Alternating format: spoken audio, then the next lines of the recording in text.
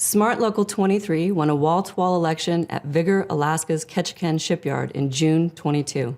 The campaign was led by rank-and-file workers and successfully unionized the third largest employer in Ketchikan. Smart News spoke recently with Danny Van Nostrand, a Vigor employee who helped lead the organizing drive.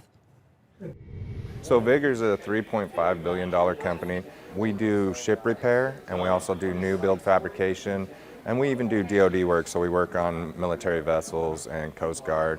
There's people in the yard who had been working there for 11, 12 years and hadn't even got a raise, and there's no training available. Everybody had the same sentiment that we needed to change something, and we just didn't know how or what we were going to change. We'd go to work in Portland whenever the yard got slow, so I'd have a guy fire watching for me as like an A4 making $10 more an hour than I made as a J3 craftsman, which is a topped out. So they brought up some workers from Local 16 and 66, and two of them were smart, What Vigor did, because they didn't want the union guys talking to us, is they put them on night shift, okay? After just talking to them guys, they're like, man, you guys really need to organize. He got the phone call, it was on a Tuesday.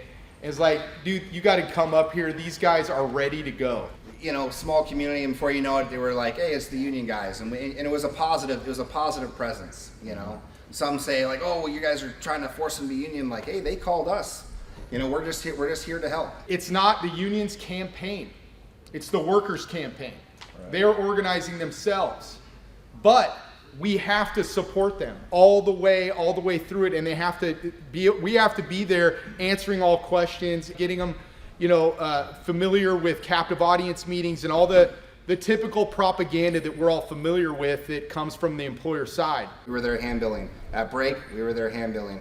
At lunch, we were there. At the grocery store. They were all over the place, right? They were in the community, they were at the front gates, they were, holding meetings, and that sort of presence mattered to the workers. I mean, they were there every day, or I could call them at any time and they answer their phone at any time. The campaign out at Vigor succeeded because a VOC was established and put in place. Towards the end, you could tell during the captive audience meeting, especially with Danny, that our VOC was more educated on NLRB law than their union buster. Because every time he would say something incorrect, Danny would correct him with the correct law or whatever it was. So out of the 57 eligible votes, we had 26 yeses and 19 noes and 2 voided ballots. So it was a nail biter. But we all left that day feeling great. We were on cloud 9 after that. And then afterwards, it was really nice because it was like a weight off our shoulder, and then that hope became real. Yeah, so they got raises. The medical plan's really good. It's a 85-15, really good medical plan.